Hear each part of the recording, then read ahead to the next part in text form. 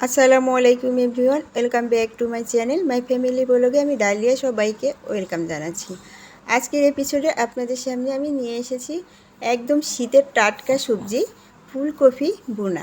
এই ফুলকপি বোনা খেলে আপনি একদম মাছ মাংসের কথা ভুলে যাবেন। একদম নিরামিষ এই ফুলকপিটা বোনা অনেক মজাদার একটি খাবার, যেটা সবাই পছন্দ করবে।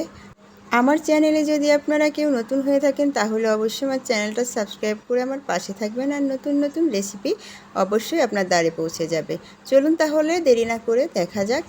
এইখানে আমি ফুলকপি নিয়েছি, ছোট্ট একটা ফুলকপি নিয়েছি, আর ফুলকপিটা সুন্দর করে একটু বড় বড় কেটে নিয়েছি, আর ফুলকপিটা একটু সিদ্ধ করে নিয়েছি। তো এ পর্যায়ে আমি চুলায় এলাম, আর চুলায় কড়াই দিয়েছি। কড়াই আমি পরিমাণ মতো তেল দিয়ে নিয়েছি, আর তেলের ভিতরে 1 কাপ পরিমাণ পেঁয়াজ কুচি দিয়ে দিয়েছি।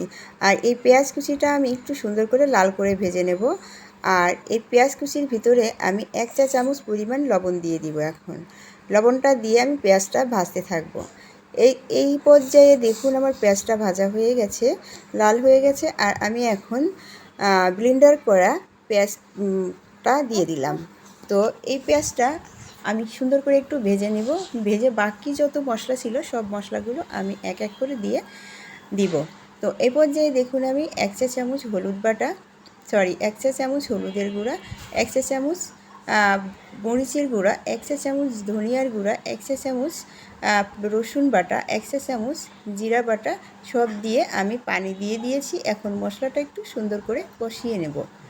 এই পর্যায়ে দেখুন আমি মশলাটা কষাচ্ছি। তো মশলাটা ভালো করে কষাতে হবে। তো এই পর্যায়ে দেখুন মশলাটা কিন্তু কষানো হয়ে গেছে, তেল উঠে গেছে। এখন আমি সিদ্ধ করা কপিটা দিয়ে দিব। তো আমি কপির ভিতরে কিন্তু একটা আলু দিয়েছি, মাত্র একটা আলু 4 খণ্ড করে দিয়েছি। তো আমি একটা কপি রান্না করছি, ছোটো একটা কপি, ইচ্ছা করলে আপনারা বেশি করেও করতে পারেন, সমস্যা নেই। আমি এখানে অল্প করে রান্না করছি। আর এখন এই পর্যায়ে দেখুন আমি কপিটা মশলার সাথে ভালো করে মিক্সড করে নিচ্ছি। মিক্সড করে এখন আমি এর ভিতরে পানি দিয়ে দিব পরিমাণ মতো।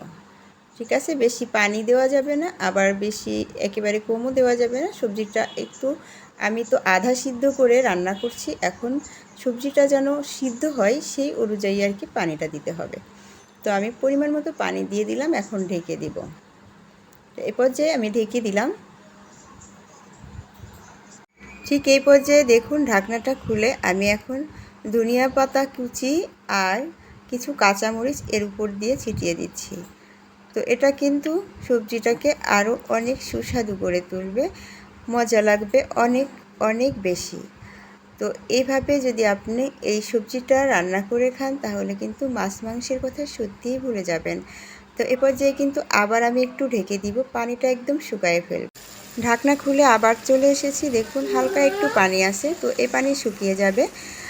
আর ঢাকনাটা একটু খুলে রাখলাম। তো এখন এই পর্যায়ে আমি সার্ভ করব।